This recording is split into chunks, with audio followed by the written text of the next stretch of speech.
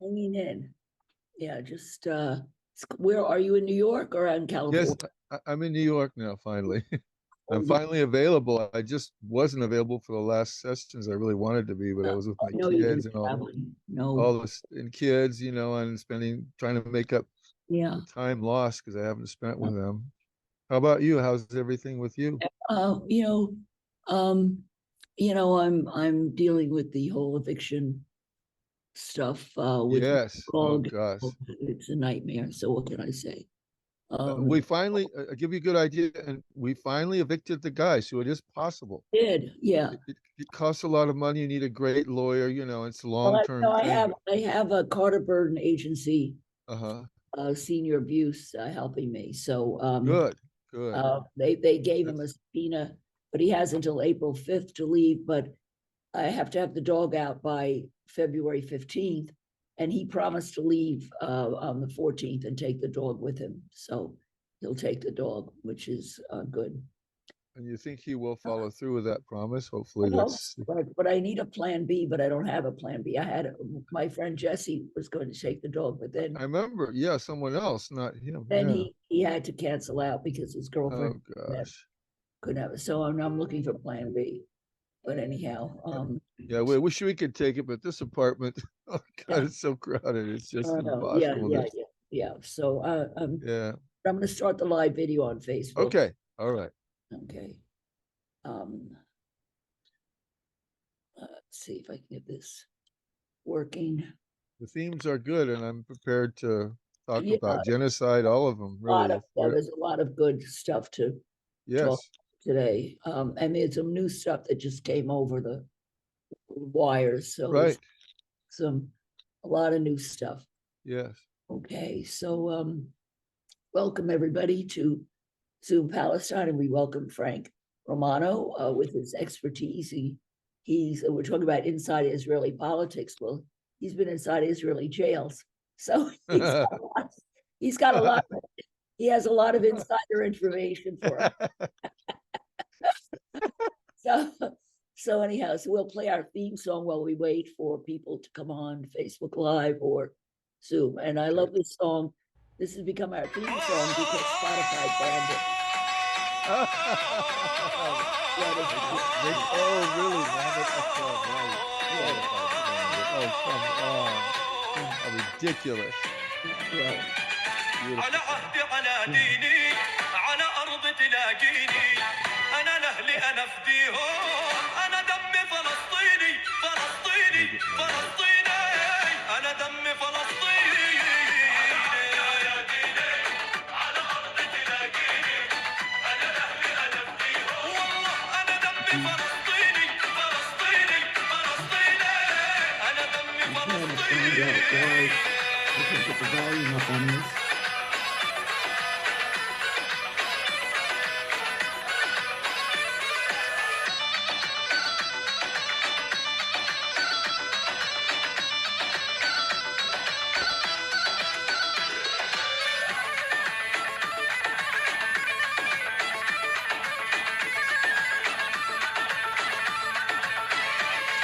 وقفنا لك يا ديرتنا بعزتنا وعروبتنا أرض القدس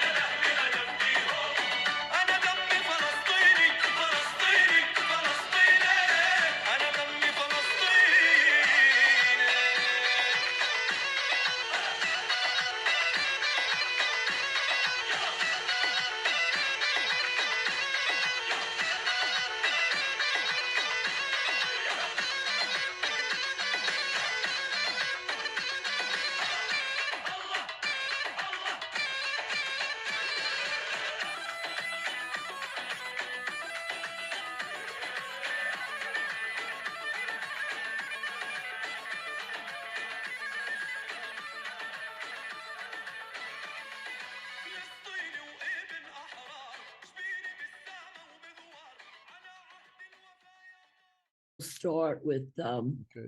topic is what's going on inside Israel, and the piece of news that just came up today, actually, which is going to be a basis for what we're going to talk about, because it shows the big divide in Israel.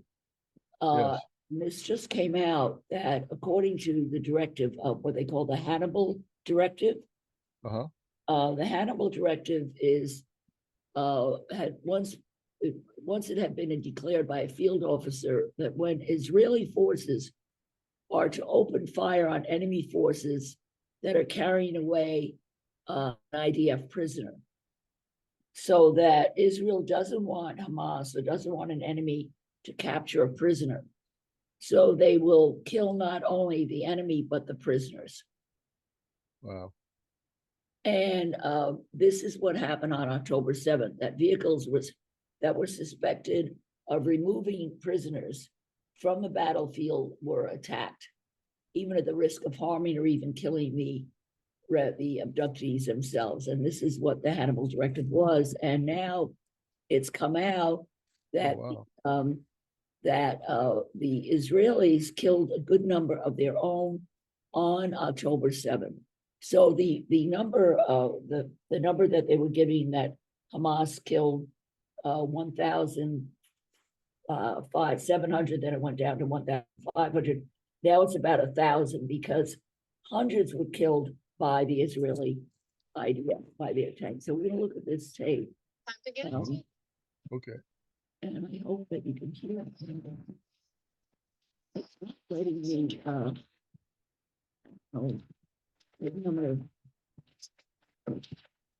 not letting me increase it.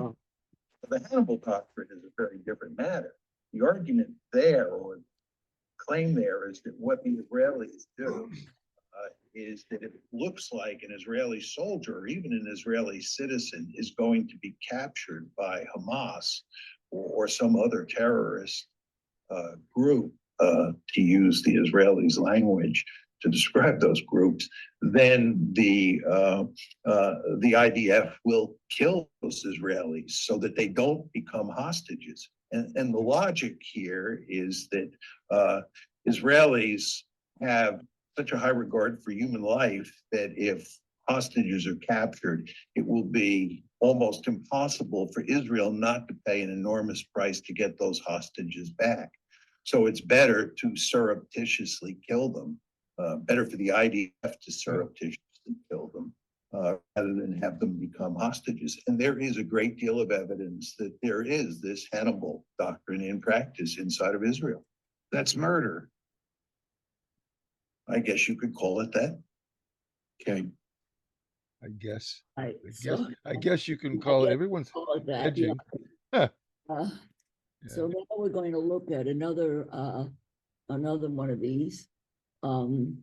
Just while we're looking at that, I mean, if you were a father or a mother of any of, or brother, sister, or connected to any of these people, it's still worth even to negotiate. See, they don't want to give up, so they're giving up their lives. They're killing them, so they don't have to give up any Palestinians. Yeah, it's just simply atrocious and inhumane. Yeah, it's disgusting. So they're going to so sacrifice these innocent people, or even Oh my soldiers God. or whatever, for by accident, God. oh my God, Frank, by accident, I got rid of my browser with all the links. I can't believe it. This is the second time I did it. Well, if that it's I've copied down all the themes.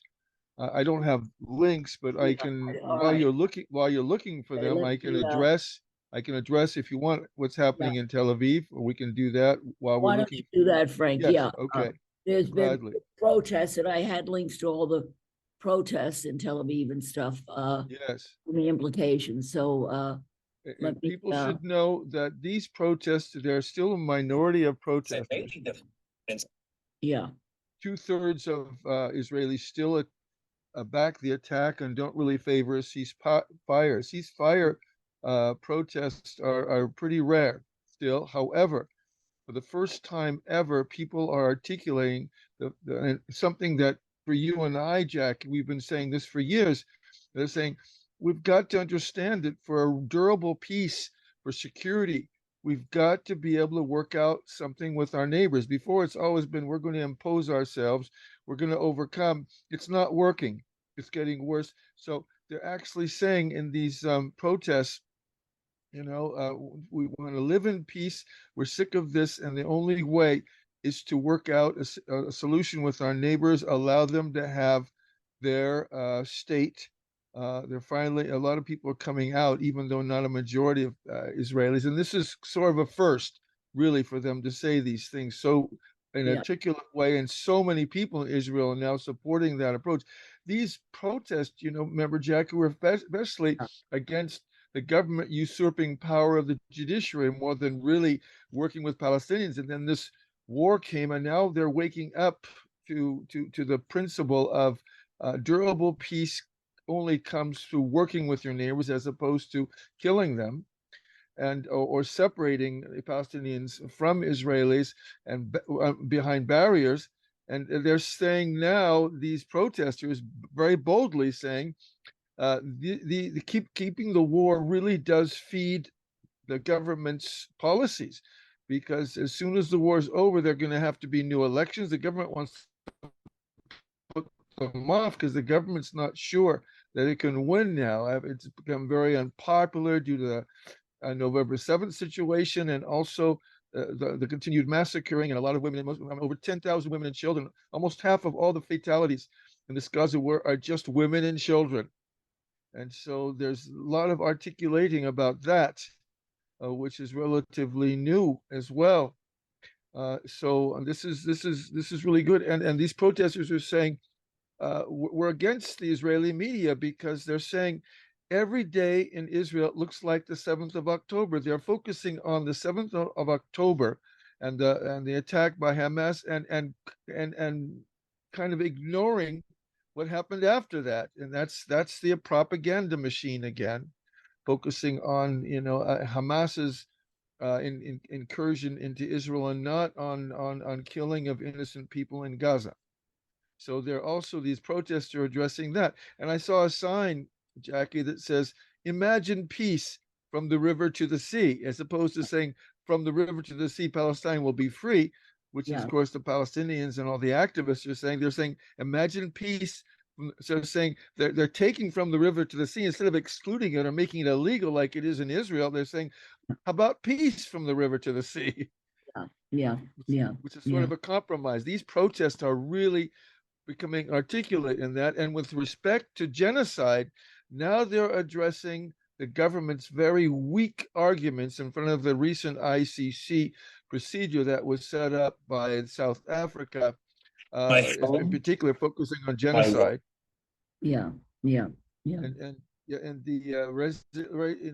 they're attacking, the protesters are attacking the Israeli government's weak arguments are mainly based on propaganda. For instance, they're saying that this is Hamas is fault for everything, and it's not our fault.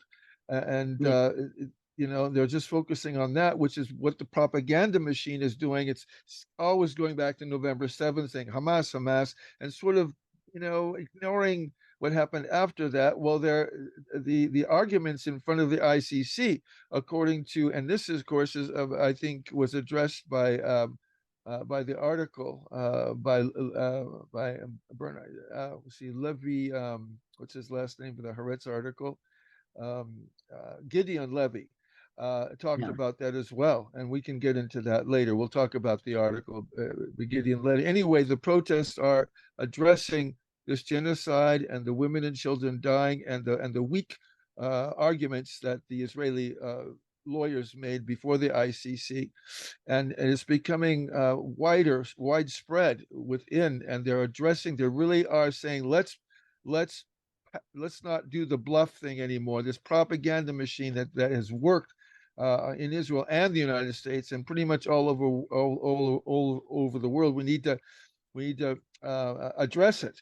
and counteract these these lies and insinuations and these manipulations that the Israeli propaganda machine have succeeded in duping the world for all these years. Yeah, it's frightening how powerful the Israeli propaganda machine is and how powerful the Israeli lobby is. Okay, thanks, Frank, for your insights. I'm going to now show a little video on this Hannibel director, which this is very terrifying. Certainly, let me see. I've got and I just figured out how to lower. Israeli army officials following the capture of three. Let me get. That was Israeli Colonel Haaretz claiming the Israeli army had implemented a notorious military doctrine known as the Hannibel Protocol. And reportedly following the protocol, the Israeli army is being accused of killing Israelis and non-Israelis alike during Hamas's surprise attack on October 7th. The Hannibel Directive is one of the most controversial orders in the history of the Israeli army. It was drafted in mid-1986 by senior Israeli army officials following the capture of three Israeli soldiers by Lebanon's Hezbollah. Members of the brigade saw their comrades being taken away and therefore did not open fire. The directive was created in response to this incident to ensure that a similar event did not happen again. Standard Israeli army procedure forbids soldiers from firing in the direction of their colleagues, but the Hannibel Directive allows for this order to be suspended. The aim is to prevent Israeli troops from falling into enemy hands in order to leave no scope for negotiation or room for Israeli soldiers to be used as bargaining chips. The Hannibel Directive was shrouded in secrecy by the Israeli army until 2003, when a letter to Haaretz by a military reservist exposed the policy. It sparked global criticism, with experts raising questions about the legality of the procedure and its violations of international laws. The directive was last invoked in 2014, when on August 1st, the Israeli army killed 150 people in one day during its war on Palestine's Gaza, sparking accusations of war crimes against Israel. The policy was supposedly suspended in 2016. זה היה חניבל המוני, זה היה המון פתחים בגדר ואלפי אנשים על כל סוגי כלי הרכב למיניהם, היו גם חטופים וגם בלי. Yasmin Farad, who survived the kibbutz berry attacks, has also accused the Israeli army of invoking the directive. ונהרגו בחילופי ירי, מדברים שהיה חילופי ירי מאוד מאוד קשים. זה כוחותינו ירו, שניסו לחסל את החוטפים.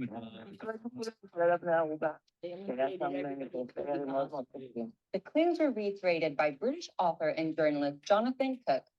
The Hannibal Directive enacted at Kibbutz Be'eri was likely to have been applied as policy towards Israeli civilians captured by Hamas and held hostage in their own homes inside Israel.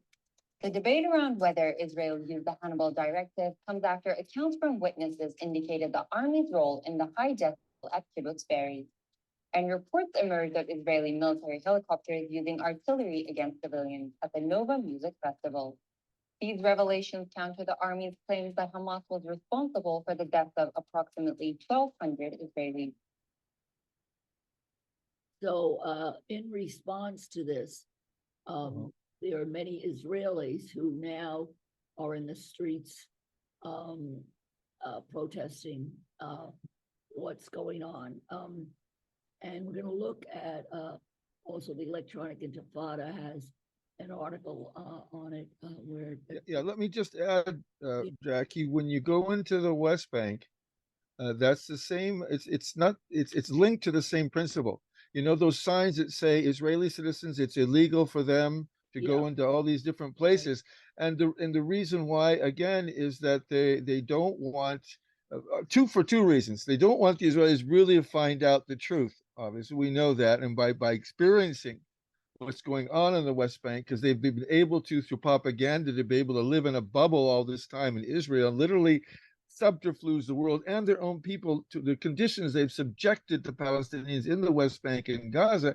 Number two is they don't want the Israelis to be taken hostages, is that it takes a lot of time, money, and effort to free them, and as well as paying a cost for releasing Palestinian prisoners in exchange for them. So this is kind of it does not surprise me that it looks probable now that there is a Pacific doctrine in the army that it literally encourages the soldiers to kill their own people as well as soldiers for that terrible reason. And it's all about hegemony, getting Palestinians released. They'll do anything not to get Palestinians released at the expense of their own people. Like it could be women and children are being killed. This is outrageous, but it just conforms to the atrocities that Israel, their mentality, the government seems to be promoting now, especially in Gaza. Yeah, I agree, and I think it's demonstrative of. By the way, welcome Irfan Khan on Facebook Live. It demonstrates the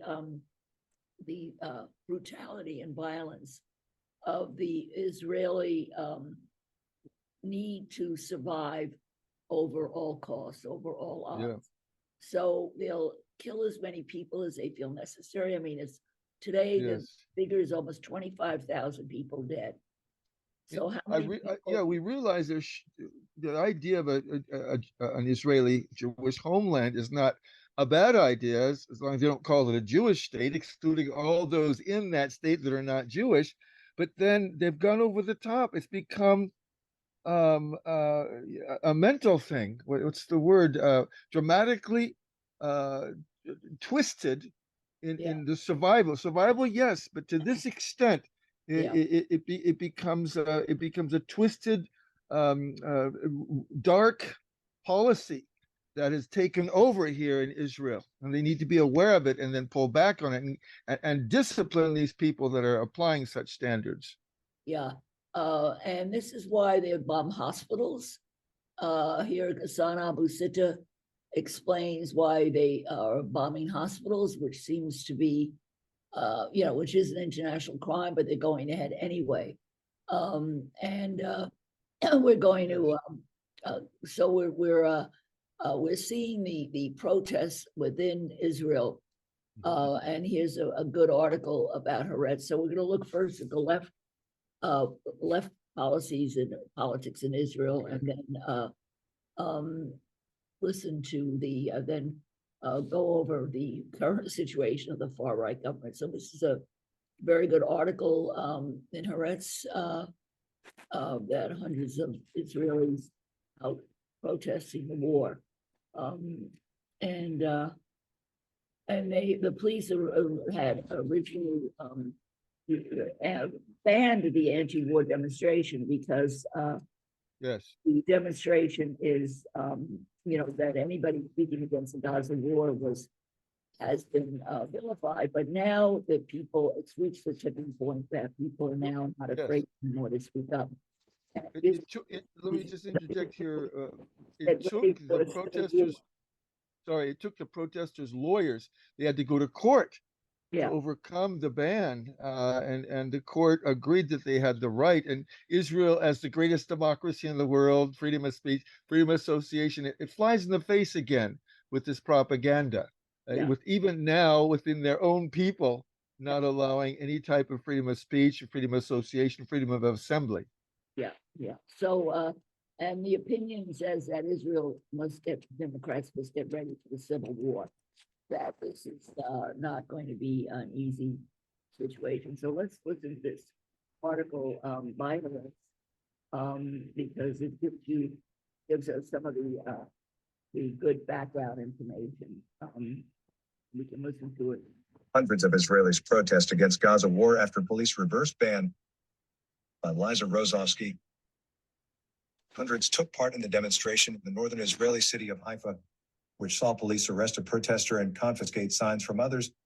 Hundreds of anti-war protesters gathered in Haifa on Saturday for a demonstration organized by a coalition of civil society groups called the Partnership for Peace. The police initially banned the protest, citing security concerns, but reversed their decision after an appeal against it was submitted to the Supreme Court by the left-wing Arab Jewish Party Hadash and the Israeli Association for Civil Rights. They set the maximum attendance at 700 people. The demonstration was held at Haifa's Paris Square, which was surrounded by police barriers, with dozens of police and border police officers stationed in the area. Police arrested one protester carrying a sign reading "Israel and the U.S. will murder together." They said he was taken for interrogation because he could have disturbed public order by waving signs causing incitement. Some protesters said that several signs reading "End the Massacre in Gaza" were taken and destroyed. In response, demonstrators chanted, "No more political police, no more fascist state." The spokesman for the police's coastal district, Ari Daron, said the signs that were seized had been causing incitement and agitation. Furthermore, confiscated because displaying them violated the agreement between the protesters and the police. Alina Mashia, one of the demonstrators, said police confiscated a sign from her during the demonstration and said they would return it after it ended. "You can take the signs away from us, but you can't take away the idea behind them," one of the protest leaders said in response to such incidents. Demonstrators carried signs with anti-war slogans, "No to war," "All for all," a plea for a hostage deal, and "Stop the genocide." A protest installation in the form of a plane dropping bombs and inscribed with the word "revenge" was brought by demonstrators. Some protesters and organizers said that the significant police presence had made them concerned ahead of the demonstration. "Our only concerns are not over the citizens or the counter-protesters, but the police," said activist Guy Dan, a member of Hadash. "Don't think for a second that they're here to protect us." In a speech to the crowd, Dan spoke about the initial police ban on holding the protest. "This is just an illustration of the absurd situation reached by the only democracy in the Middle East every time," she said. "We must not, under any circumstances, not even for a second, mistakenly think that we have any rights that can't be revoked by a fascist's desire to prosecute of the desire of a fascist to sue. We must fight against fascism and against the ideology that brought us this disaster, the disasters that will follow." A speech was also given by Mihal Brody-Berkut of the group The Mother's Cry, founded by mothers of soldiers fighting in Gaza. She referenced a video in which a member of Hamas is seen giving a glass of water to an Israeli child in one of the border communities attacked on October 7th. In fact, he had murdered his parents a few minutes before, she said, but part of the public was exposed only to a video intended to show the kindness of Hamas and is convinced that Hamas acted humanely and according to Islamic law, while another part of the public was exposed to the murder of the child's parents and is shocked by the cruelty of Hamas. Both sides are fed by the media, which conveys pieces of reality to them in a partial and biased way. It's always been like that, and it intensified a lot during this period. Hadash chairman Issam Makul said the anti-war protest, the city's first substantial one since the war began, represented a turning point in the fight against the war. There has been an attempt to silence all the forces opposed to the war and to artificially create consensus. It's not the truth. In his own speech, Hadash Secretary General Amjad Shabata said, "There is a fight that could not be more just, ending the war immediately." He said the protesters were there to raise the cry of all the genuine peace activists, of the bereaved families in the Gaza border communities, of the mothers whose sons have been sent to be killed in this needless war. Wow, that's interesting. Powerful. So that's Powerful. very hopeful, actually. And we're going to let's see if I can scroll up. It's interesting they interjected, and trying to counter this propaganda that people buy into, especially Right. Americans, the greatest democracy in the Middle East. And Yeah, it's so important that people Yeah. start reconditioning right. against this propaganda to the truth. Right. Yeah, exactly. Israel has been very successful. Why do they keep doing these things, saying these things? Greatest democracy, and saying any critique of Israel is anti-Semitic? Because it worked. Yeah. Average American still buys into it. It worked, and now I think with these activists reiterating how what a travesty it is. These slogans that have been used with effectiveness up until now needs to be questioned, and then we need to reprogram ourselves and get to the people as well that these have been lies and just propagandic devices. Right. Exactly. Yeah. Yeah. So and I wanted to play I was going to play Amy Goodman Okay. had Israeli conscientious objector Uh, on and his interview was so touching and wonderful that now let me see with Israeli conscientious objector this was 3 months ago, but this was yesterday that she had him on Israeli conscientious objector. Sounds like he's a very courageous person Yeah, to yeah. like breaking the silence, ex-soldiers. Yeah. and combatants for peace in like Israel, that. ex-soldiers. Yeah.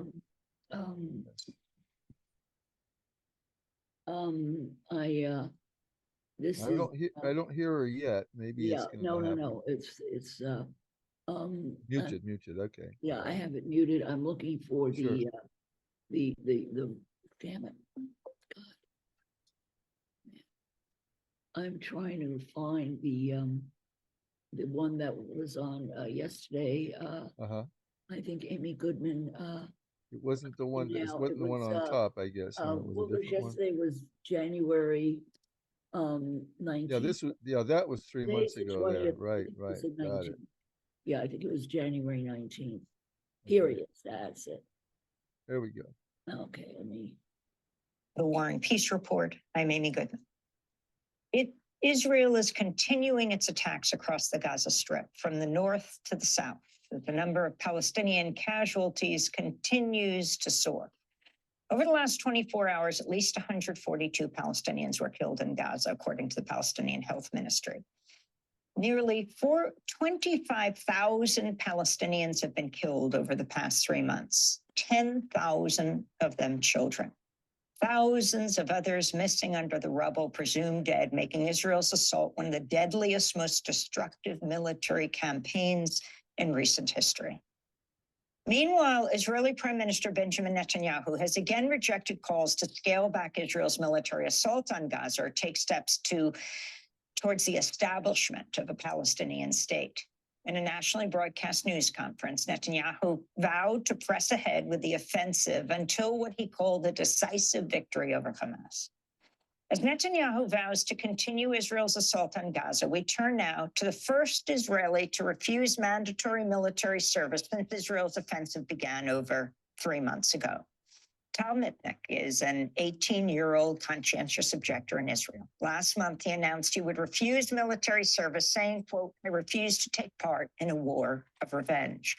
He was sentenced to 30 days in a military prison, was just released yesterday morning. Tal Mitnick is joining us now from a studio in Tel Aviv. Tal, welcome to Democracy Now! Can you talk about why you are refusing? Thank you for having me on. I'm refusing because, like I said, I refuse to take part in this revenge war. I'm refusing because I want to make a statement about how we need to conduct ourselves in this land. I feel like there's too much violence here. There's too much revenge and talk about this side or that side. And we need to talk about how we need to go forward in a future of coexistence where both Israelis and Palestinians can live together and live with security and peace. So talk about what exactly this means. How did you make this known? Talk about where you served time in prison. And is this just a brief period of days before you're sent back to prison? Yes, I got sentenced for 30 days for my first sentencing, and I got another draft order for Monday morning, which means I have to get drafted on Monday morning, where I will go and refuse service once again and probably get sentenced again. And this will happen over and over until someone gives up, until the army gives me an exemption. So talk about the response of your friends, your family. And I was also just wondering, you're an Israeli, but you have an American accent. Are you American as well? My parents immigrated from the US, and we spoke English at home, but I'm Israeli and American, yes. So the friends and family response, yeah. Go ahead. My friends and family response was thankfully mostly very understanding, because people that know me and people that talk to me know that I come from a good place of non-violence and coexistence. I feel like the people that got to talk to me, also inside military prison, a lot of them Ben-Gvir supporters, they support killing all Arabs. When they got to know me before they knew my political opinions, they understood. they understood that there are people that don't support this. Sorry, I can hear myself twice. If you can possibly blank that out, because we're not sure how to fix that right now, but just continue to talk because we don't hear you twice, but we do hear you very clearly. Can you talk about your time so in prison and where are you being held? Yeah. So I'm being held in a military prison where other soldiers that have committed crimes inside the military and got sentenced to military prison are also being held. It's not a fun experience, but it's also not the worst experience imaginable. It's not like the experience that Palestinian prisoners are being held under in the West Bank or inside Israel. Yeah, it's very strict timing, very strict about what you're allowed to do and when. But this is something that I'm willing to do to make an impact. I'm wondering if you feel the climate is changing among Israelis, and also what Israelis see about what's happening in Gaza. I mean, we just reported, we're talking about now close to 25,000 Palestinians killed, over 10,000 children, over 7,000 women, many believed to be dead in the rubble. We don't even know that count. If you watch something like Al Jazeera or you watch other media, since there are only Palestinian journalists there on the ground, you see endless pictures of carnage, of horror, of babies being pulled out of the rubble, dead or alive. What do you see on Israeli TV? We're talking about people who are just 15 minutes away from Gaza. So actually inside prison, the only source of news that we got was one newspaper called Israel Hayom. And every day on the newspaper, there will be pictures of the soldiers that died. And I remember feeling like I feel sad, very sad for the soldiers and the families that have to take this great burden of losing someone close to them. But I know that while seeing soldiers dying, I know that this means that there are much more Palestinian civilians dying, which we don't see in the newspaper. Who else are you serving time with in that prison? Who else is there? Sadly, a lot of the other people there they are deserters, which means that they served time in the military, and then at some point, for some reason, they went back home and did not come back. Most of these people desert because of socioeconomic reasons, if it's having to take care of their siblings or go work for their family. And when they come back and turn themselves in, we're now seeing a very heavy sentencing of those deserters as a part of the fascist persecution and the fog of war. People that went to work for 3 months to feed their family are now being sentenced to half a year in military prison. Can you talk about the overall anti-war movement, if there is one in Israel? I mean, there were massive protests, up to 1 million people on the streets, which is massive for Israel, around the Netanyahu wanting to gut the power of the judiciary. Of course, he is under charges himself, and that would help him remain out of prison. But at that point, many reservists said we would not serve in the military. Everything changed after October 7th, Hamas attack on southern Israel. If you can talk about why that did not change you, and how large is the anti-war movement, and do you feel it's growing? I feel like after the horrendous attack of October 7th against Israeli civilians, there was a very important conception that was broken in Israeli society. The conception that we can live with the siege and with the occupation and not feel it. Now, when that conception is broken, we have a vacuum. And there are two ideas that are trying to pull people. one idea that the right is offering, which is we can't live with occupation, we can't live with siege. This means we need to wipe all of them out. And the other idea, the moderate one, the one that makes sense, is that we can't live with occupation, we can't live with siege, we need to step forward for peace. Inside military prison, I got asked a lot, what do you think? We should just stop the war and put our hands up and not do anything? And I would answer, no, we need to keep fighting. We need to keep fighting for a just future.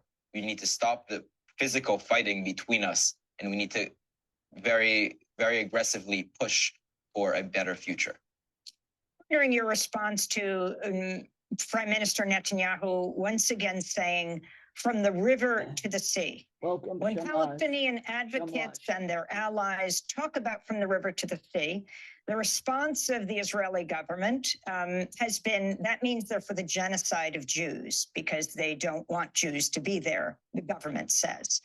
Now you have Netanyahu saying, not that this hasn't been said before by Likud, but from the river to the sea, Israel must control. Your response to that, Tal. And if you can talk about the word occupation, because in the US media also, there is rarely that word used that Israel occupies the West Bank and Gaza. The term from the river to the sea is very controversial inside of Israel. And I feel like some people that use it, there are people that use it that mean the genocide of Jews inside Israel. But just the term itself, I feel like, does not mean a genocide of Jews. It means freedom for all Palestinians from the river to the sea. When Benjamin Netanyahu uses this term, it does not mean freedom for all from the river to the sea. It means oppression of Palestinians. And it means Jewish supremacy from the Jordan River to the Mediterranean Sea. Finally, Tal, I'm wondering your response to Jews around the world, particularly here in the United States, like Jewish Voice for Peace, these massive protests that have been held from Grand Central Station to shutting down the bridges and the tunnels from New York to highways in California, saying we want a ceasefire now. How do you respond to that? And your final message to other 18-year-old Israelis? These protests are amazing. These organizations like Jewish Voices for Peace and If Not Now do incredible work. And I support the continuation of these protests all around the world. And a message to other people my age, other kids, I feel like it's important to know that we have a voice. I used to think that that talking to people is all we could do, but we can change, and people want to hear what we have to say because we're the future. And this is, yeah, we're the future and we can change. And finally, might you spend months, more than a year in jail if you keep saying no to military service, since Netanyahu says this will go on for more than a year? Because there's no policy set for jailing conscientious objectors, I don't really know how much time I'll spend in prison, but it could be months. Tal Metnick, 18-year-old Israeli activist known as a refusenik. He's refused mandatory military service in the Israeli army, the first conscientious objector in Israel since the Israeli assault on Gaza began over 100 days ago. He's just sentenced to 30 days in prison, which he served for refusing to enlist, was released a few days ago, then will be called up again and says he will refuse again. Wow, how inspiring that was. Yes. A young guy, young kid like that. It's just so wonderful. So now we've looked at the left in Israel. So let's see what's going on the right. And here's Netanyahu refusing the two-state solution. אם זה, מדינת ישראל חייבת לשלוט ביטחונית על כל השטח הערבית הזה. זה תנאי הכרחי. אתה מתנגש עם רעיון הריבונות, מה לעשות? את האמת הזאת What can אני you do? אומר לידידינו I האמריקאים. tell this truth to our American friends that also stop the attempt to impose a reality that would harm Israeli security. The Prime Minister of Israel needs to be capable of saying no to our friends, saying no when necessary, and saying yes when possible. And now I say simply and honestly, victory will take many more months, but we are determined to achieve it.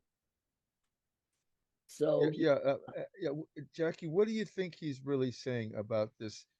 We've got to maintain security in Gaza. What do you think he's really saying by that? well, that they're not going to leave Gaza, that they're going to continue to occupy Gaza. It's going to be like the West Bank, isn't it? Yeah. I mean, Yeah. the PA, which I worked for a while on the complaint to the ICC, and then I separated when I realized they weren't going to file it, and filed my own complaint against Netanyahu, Gantz, Lieberman, Trump, and Obama, has been a proxy. They're not even considering bringing in Abu Mazen and the PA to control Gaza. It's going to be a direct control by Israel. To me, that says a lot of things, and including if Israel is going to control, not just for security, it's going to control the place, they're going to bring back settlers. They're going to settle. They're going to take the land. That, to me, they're not going to have any buffer. I mean, sometimes the PA opposes this, and there's a bit of a control on settlement, but not much. Israel is consuming all of the West Bank, but here would be direct control of Gaza, and the age-old strategy of Israel has always been allow the settlements. That's what they always did ever since the Nakba.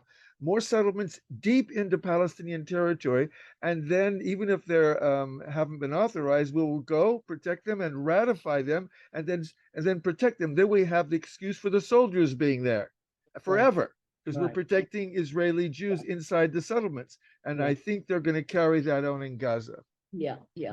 Well, they're definitely not going to, and they want a huge area next to the border of Israel to be like a dead zone, a military zone. Yes. So this is going to, they're not going to leave Gaza, and they're going to expand into the and annex the West Bank. So this is what the far right's vision is, and this is a very good article in the Haaretz explaining what you need to know about, and I just had the article on what you need to know about the far right government and what they're up to. Excuse my language. I have the article, and then it keeps. While you're looking for it, a member of the State Department recently said you got to have a two-state if we're going to have security. Right. Which flies in the face of what Netanyahu just said. Yeah, they don't want a two-state solution. They want one state where basically Palestine is purged of Palestinians, except the few that they need to work as slaves for them. All right, here's the article. Far-right Israel explained what you need to know about Netanyahu's radical new government. To end the unremitting cycle of elections, Benjamin Netanyahu unleashed far-right forces that will hold unprecedented power in the most religious right-wing coalition in Israel's history. Haaretz explains the key issues, profiles the extremists, and analyzes how far this radical coalition could go. The incomprehensible is fact. The hallucination is reality. Haaretz columnist Yossi Verder. After 4 knife-edge elections left Israel paralyzed and polarized, it was fifth time lucky for Benjamin Netanyahu. The country's longest-serving prime minister secured his return to power with a relentless election campaign from the unfamiliarity of the opposition, and ended up delivering the most extreme right-wing, racist, homophobic, and theocratic coalition in Israel's history. With a 64-seat majority in the 120-seat Knesset, Netanyahu is now afforded a stability that eluded both his short-lived 2020 to 2021 coalition with Benny Gantz and the outgoing heterogeneous government of change, headed by Naftali Bennett and Yair Lapid. Netanyahu's emerging government comprises his own now subservient Likud party, his stalwart ultra-Orthodox allies, and a far-right faction that won a shocking 500,000 votes. For the first time in Israel's history, a wide majority of the coalition is Orthodox or ultra-Orthodox. Out of its 64 members, only 9 are women. The ultra-Orthodox camp comprises longtime loyalists. Shus leader Ari Deri, the closest thing that the guarded Netanyahu has to a deputy, and United Torah Judaism, under the leadership of Yitzhak Goldknopf. Then there are the emboldened extremists. With an explicit imprimatur from Netanyahu himself, Religious Zionism's joint ticket of 3 far-right parties won a historic haul of 14 seats, and an unprecedented grasp on power. Religious Zionism Party head Bezalel Smotrich calls human rights groups an existential threat to Israel's existence. Itamar Ben-Gvir, the pyromaniac protege of extremist Rabbi Meir Kahane, whose violent anti-Arab racism led his party to be banned in both the U.S. and Israel, heads the Otzma Yehudit Jewish Power faction. Avi Maoz, a once French ultra-conservative whose Noam party specializes in anti-LGBTQ activism, will work within the Prime Minister's Office on Education Policy, among a plethora of positions. They are now slated to control the economy, the police, the civil administration of the occupied Palestinian territories, and key aspects of Israel's education system.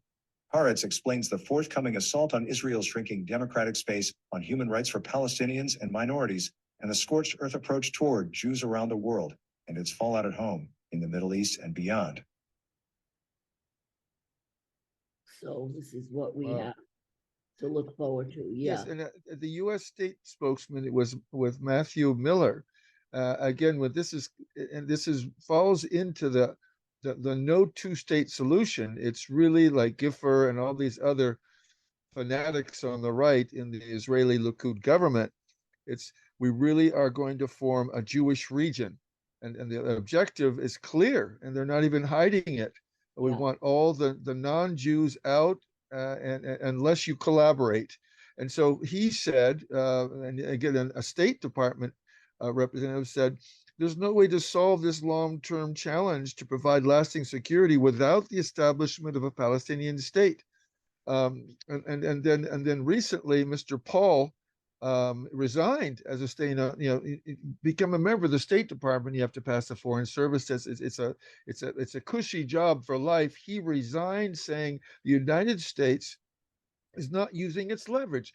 Here we are contributing by sending arms and money to Israel to continue the massacre, and we're not even advocating a ceasefire. We could use that leverage and say no more arms, no more money, unless you at least have a ceasefire.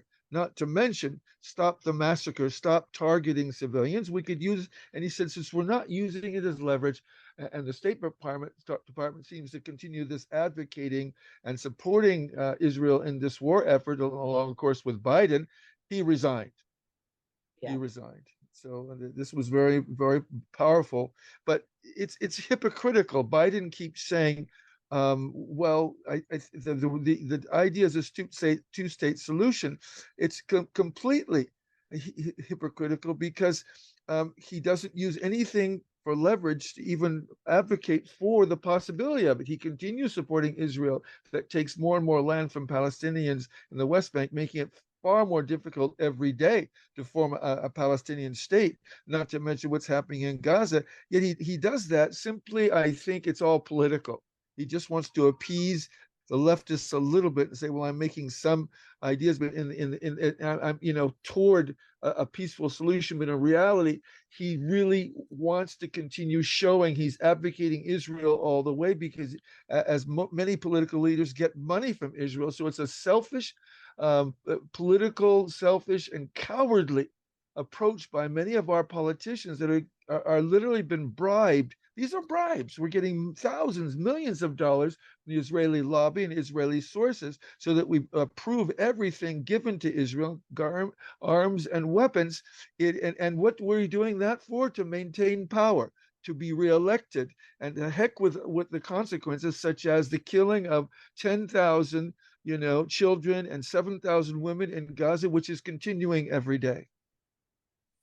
Biden is the largest receiver of AIPAC funds of any politician. He gets more money from AIPAC, so he's been bought. He's been bought. Very discouraged with very him. discouraging. Yes, by him. me too. Now, the other thing we have to look to in the future is that if Netanyahu does have to leave office, that there's a real possibility of Ben Gvir's party taking over. And they have a vision of what they call Greater Israel, which they say is the ancient Israeli kingdom, which is actually not true. But in their propaganda, Zionist propaganda, that goes Mediterranean, across the Jordan River, incorporates Jordan, incorporates Syria, incorporates part of Saudi Arabia, and part of Iraq up to the Tigris River. And they say that will be fine because on the other side of the Tigris are the Kurds who are friendly with them. Yes. And let them, take over. So they actually have this delusional idea of greater Israel, and they feel they must do this because they are surrounded by dangerous enemies, and the only Yes. way they can survive is basically using their nuclear weapons and getting rid of everybody. And they threatened to turn Beirut into Gaza, and get rid of Hezbollah. So it's a very dangerous, fanatical vision that they seem to be implementing little by little, starting with the West Bank. Right. But I was having dinner with a Jewish friend of mine who I love dearly, and the other night, and he said to me, why don't the other Arab countries take the Palestinians? And I'm like, why should they? Why should the Palestinians leave? They've been there for thousands of years. And he said, well, other people were there thousands of years. I said, yeah, there were Jews there too, but they lived in harmony and sharing everything together. Yes, of course. It's like so discouraging that you can't talk about anything with anybody. And yes, it is discouraging. What's been going on with me and Westbeth is that now the Jewish people in the building are spreading rumors around me that I'm an anti-Semite. And they claim that I posted a swastika on my Facebook, and that George Kaminsky, who's a big shot politician who hates me in the building, was upset about it, and so I took it down. And this is a total, absolute lie. Of course, yeah. I posted something about Israel, Gaza, and he wrote something that it was disgusting or whatever. This was months ago in the beginning of the war, right? And he's big in the Democratic Party in the village. Right, but again, it's that anti-Semite. Anyone protesting what Israel is doing, it's been used over and over again, and people still believe it, including people, and even educated people buy into this, criticize Israel or criticize that, any of their policies. It means you're an anti-Semite, it means you're anti-Jew, and it's worked. And he's using this age-old, fallacious policy that Israel uses. And then finally, I think they're being called out on it. But the first thing you talked about, though, is even more serious, where people are saying, why don't Palestinians live elsewhere? Well, it so happens that under Article 7 of the Rome Statute, it's a crime against humanity to deport or forcibly transfer the population, which has been happening already in the West Bank, and is what some of the leaders like Smotrich, the finance minister in Israel, says.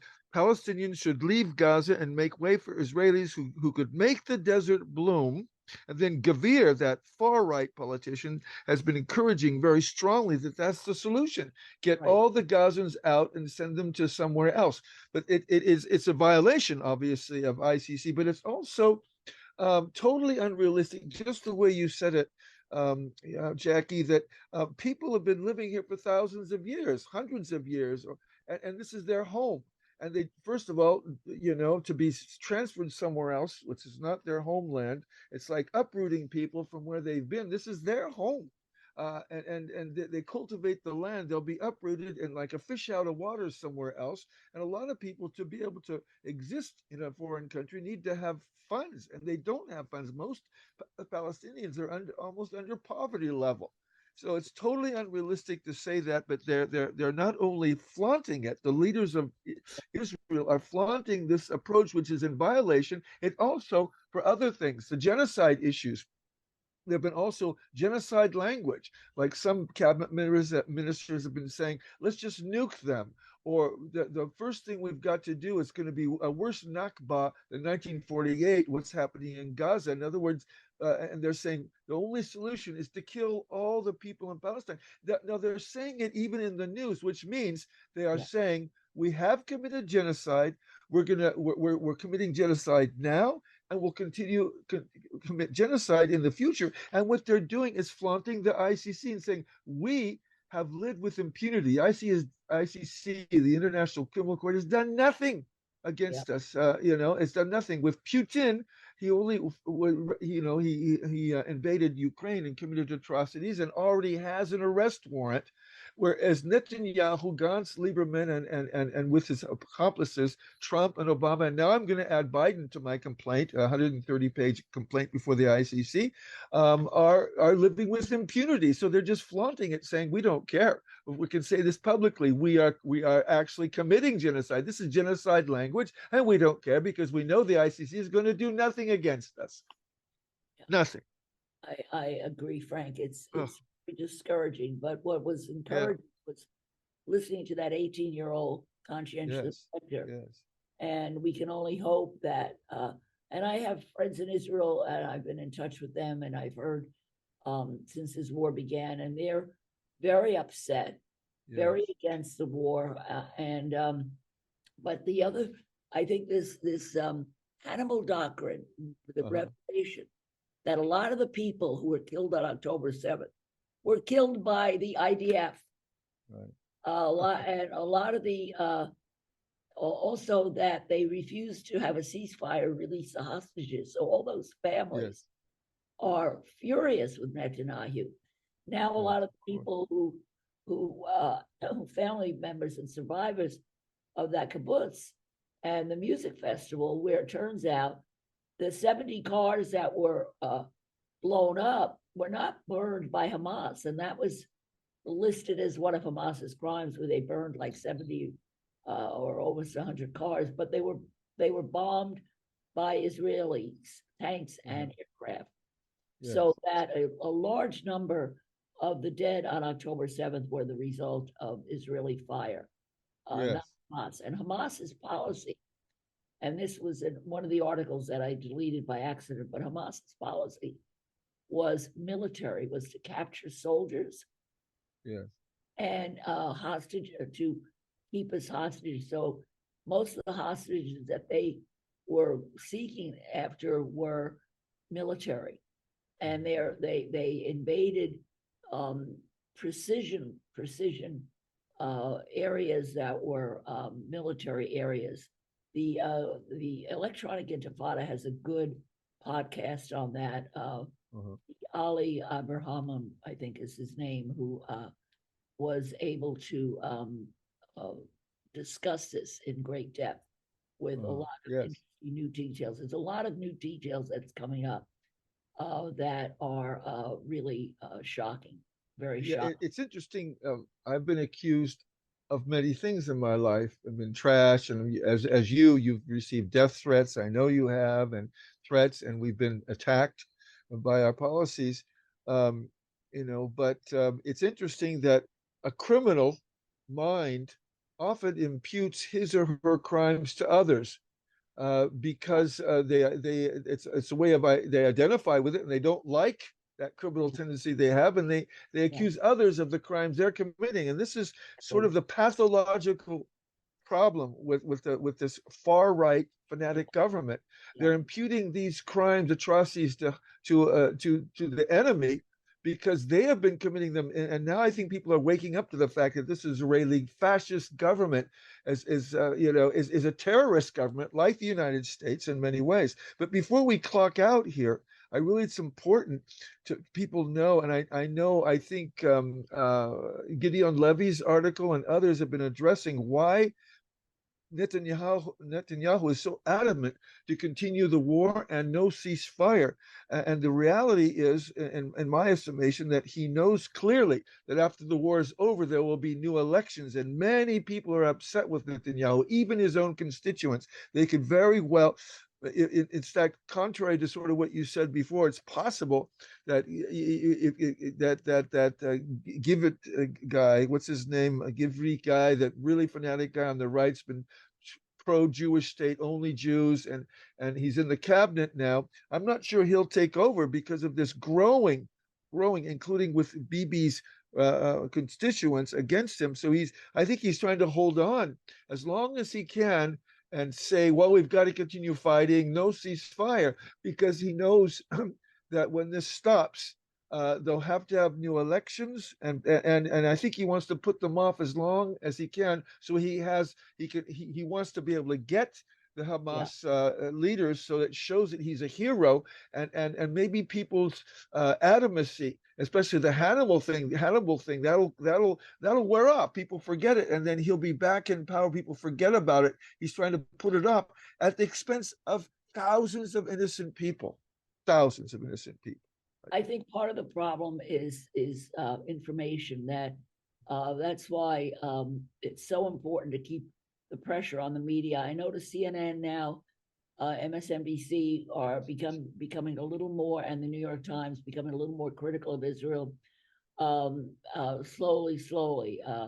So I think that getting information out, and Brooklyn for Peace is working on a leaflet with information on the Gaza war and background, and being able to refute all the tropes, the Israeli propaganda machine. So I think that that's the task for all of us.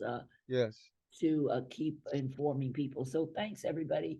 Our time is up. Thank you, everybody. There's 6 people on Facebook Live, which is great. Thank you for joining us, and thank you, Frank, for your insights. And let's keep up our work, and let me know what the next protest is you're going to. I wanted to go to the one at the Hunger Memorial, but it was just too cold. I was afraid to go. But there's a lot of protests coming up. Almost every day there's something. So I'll keep you informed. Ziad is my contact person. Ziad has also participated in some of your Zoom Palestine programs. Brooklyn for Peace. What I'd like to organize something. Maybe you can work with me. Okay. At Abingdon Square Park by that memorial. Okay.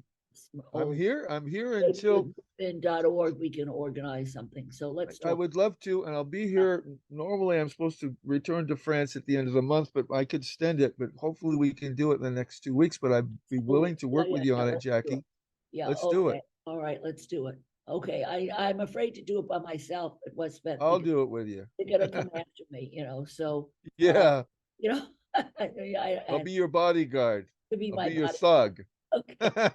All right. Take care. Love you. Love you too. Thank you. Take care. Bye, Take care, everybody. Jackie. Thank you. Bye-bye.